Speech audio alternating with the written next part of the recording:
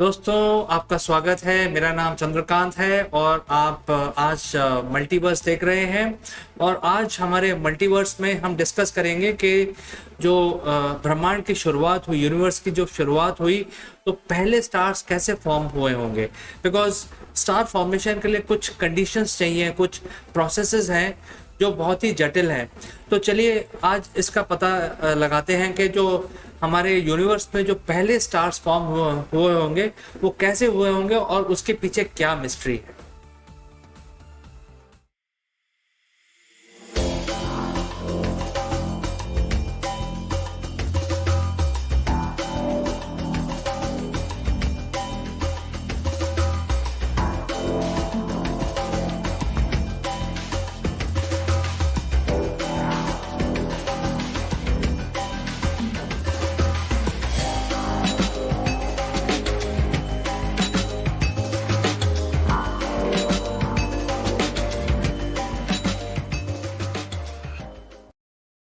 तो दोस्तों, आपको पता ही है कि हमारे ब्रह्मांड का शुरुआत हुई है एस्टिमेटेड 3.8 बिलियन ईयर्स पहले।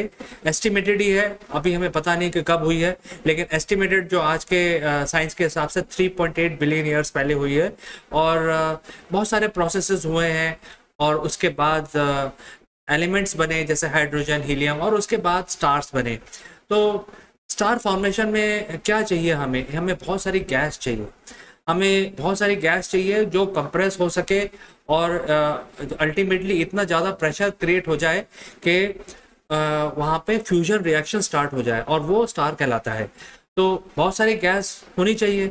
तो हमको पता है कि जब यूनिवर्स ठंडा होने लगा शुरुआत में, तो सबसे पहले जो गैस बनी, सबसे पहले जो एलिमेंट बना, वो हाइड्रोजन था।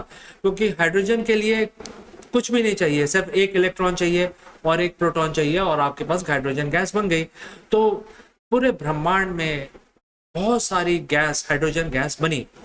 अब ये मिस्ट्री क्यों है? हम सोचेंगे भाई ठीक है, गैस तो है तो अब हम इससे स्टार बना सकते हैं, लेकिन ये मिस्ट्री क्यों है? वो इसलिए है कि जब स्टार जब फॉर्मेशन होने लगेगा, जब हाइड्रोजन गैस का जो क्लाउड है वो फॉर्म हो जाएगा और वो घूमने लगेगा और अपने अंदर की तरफ किसी वजह से वो कोलैप्स करने लगेगा, तो एक पॉइंट पे या कुछ पॉइंट्स पे वो एक प्रेशर क्रिएट हो जाएगा। उसकी वजह से जब वो प्रेशर क्रिएट होगा, तो आपको पता ही है, जब जब प्रेशर बढ़ता है तो उसका जो साइड इफेक्ट होता है वो टेम्परेचर बढ़ता है उसमें। आप ये देखते हैं कि आप प्रेशर कुकर में भी देखते हैं कि जब प्रेशर बढ़ता है तो टेम्परेचर बढ़ जाता है। आप साइकिल में अगर आप हवा डालते हैं तो आपका पंप गर्म हो जाता है। तो जब भी आप प्रेशर क्रिएट करते हैं तो उससे टेम्परेचर भी इंक्रीज होता है। तो यही एक मिस्ट्री है कि अगर शुरुआत में जो बहुत सारी हाइड्रोजन गैस का अगर क्लाउड होगा शुरुआत में, तो वो जब वो कोलैप्स कर रहा होगा तो उससे अंदर की तरफ प्रेशर क्रिएट हुआ होगा और उस प्रेशर के क्रिएट होने की वजह से टेम्परेचर भी बढ़ेगा। और जब टेम्परेचर बढ़ेगा तो वो बाहर की तरफ पुश करता है। आपको पता है कि वो जो टेम्परेचर होता है वो बाहर की तरफ पुश करता है। तो ये जो मिस्ट्री है वो ये है कि जब हमारा जो क्लाउड है जो स्टार बनाने की कोशिश कर रहा है और उसके सेंटर में टेम्परेचर बढ़ गया तो बाहर की तरफ पुश करेगा। तो इस चीज को कैसे सॉल्व करें कि वो क्लाउड पूरी तरह कोलैप्स हो जाए और स्टार बन जाए? क्योंकि अगर वो टेम्परेचर बढ़ गया तो बाहर की तरफ पुश करेगा तो वो जो जो क्लाउड है वो पूरा का पूरा जो गैस का क्लाउड है वो स्टार बन ही नहीं पाएगा।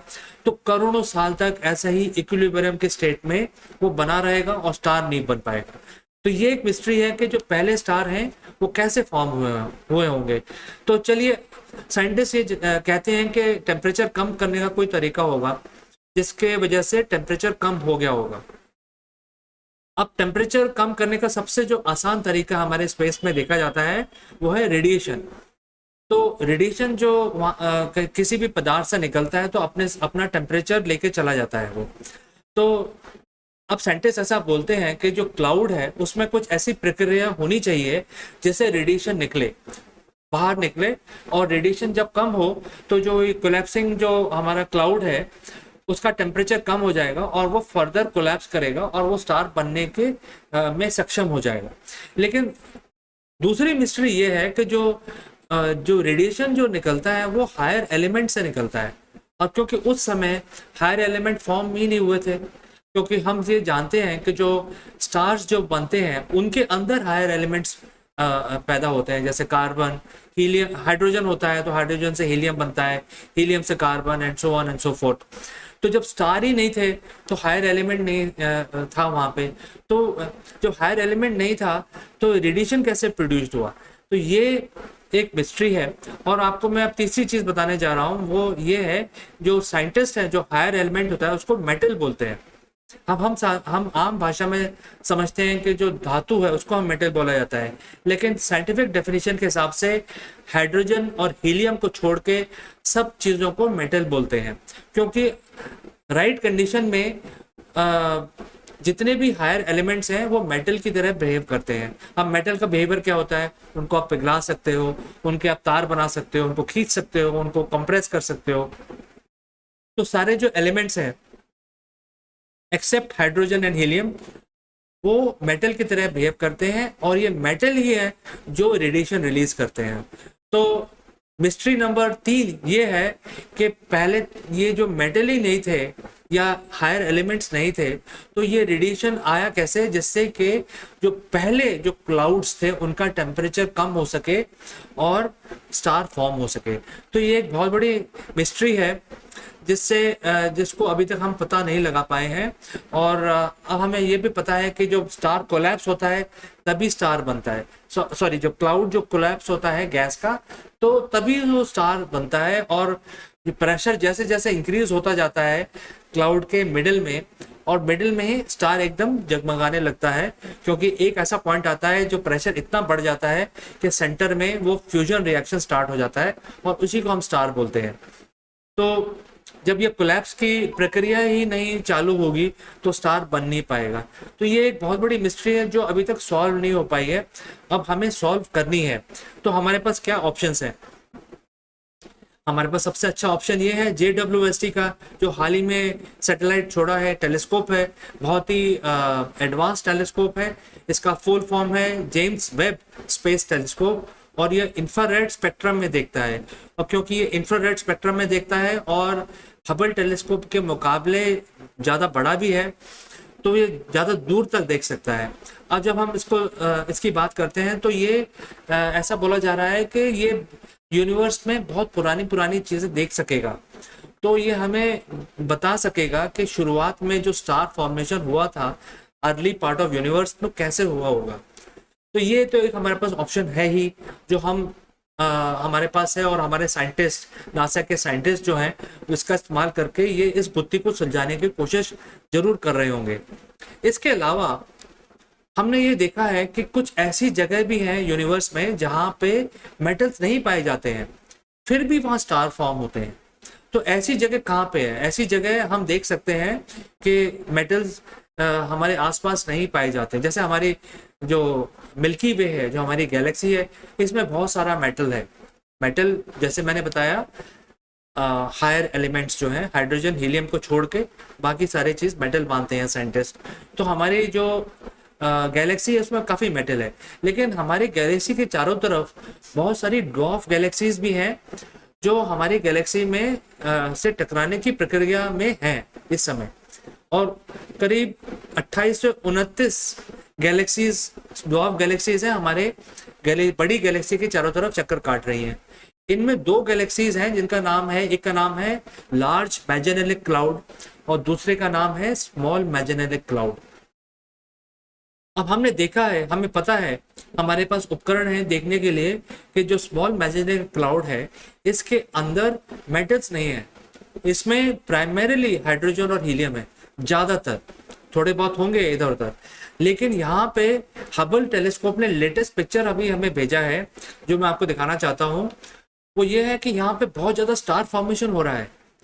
तो जो हमारी अंडरस्टैंडिंग है, जिसके हिसाब से हम सोच सकते हैं कि जो अर्ली स्टार कैसे फॉर्म हुए होंगे, जो हमारे लिए मिस्ट्री है, हम हो सकता है कि स्मॉल मैजेलेनिक क्लाउड का अध्ययन करें और हम ये पता लगाएं कि यहाँ पे जहाँ पे मेटल्स नहीं है तो ऐसी कौन सी प्रक्रिया है जिसकी वजह से इतने सारे स्टार फॉर्म हो रहे हैं सिर्फ हाइड्रोजन और हीलियम गैस के वजह से। ऐसी कौन सी प्रक्रिया जो चल रही है जिसकी वजह से प्रेशर क्रिएट हो रहा है और स्टार फॉर्म हो रहे हैं। तो ये जो मिस्ट्री है ये अनसॉल्व मिस्ट्री है, आज तक सॉल्व नहीं हो पाई है। और आज हम हमारे इस प्रोग्राम के अंदर हम आपको इस मिस्ट्री से आपको ये बताना चाहते थे कि ये अभी तक बहुत सारी चीज़ें हमारे ब्रह्मांड में, हमारे यूनिवर्स में सॉल्व नहीं हो पाई हैं। उनमें से एक ये भी है कि पहले स्टार कैसे फॉर्म होंगे।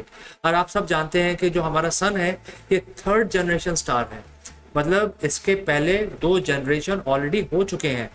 तो फर्स्ट जनरेशन ने कुछ हायर एलिमेंट्स बनाए, उसके बाद सेकंड जनरेशन स्टार्स बने, और उसके बाद अब सन है। तो सन के अंदर हर तरीके के एलिमेंट्स पाए जाते हैं, हायर एलिमेंट्स, कार्बन, नाइट्रोजन। तो ये थर्ड जनरेशन स्टार है। तो इसमें हमें सरप्राइज नहीं होना चाहिए कि इसमें मेटल्स पाए जाते हैं, लेकिन हमें ये बहुत सरप्राइज होता है कि जो पहले स्टार्स बने होंगे वो किस प्रक्रिया के तहत बने होंगे, इसलिए ये अनसॉल्व मिस्ट्री है। अगर आपको इस मिस्ट्री के बारे में पता है या कोई जानकारी है या आप जानते हैं कि इस मिस्ट्री का कोई आंसर है, तो आप हमें अपने कमेंट्स जरूर भेजिए। आपके कमेंट्स का हमें इंतज़ार रहेगा। आज के लिए इतना ही, मैं आपसे विदा चाहता हूँ। मैं आपसे कल फिर मिलूंगा स्पेस टाइम की मिस्ट्रीज को लेके मल्टीवर्स प्रोग्राम में। तब तक के लिए आपसे विदा चाहता हूँ। नमस्कार।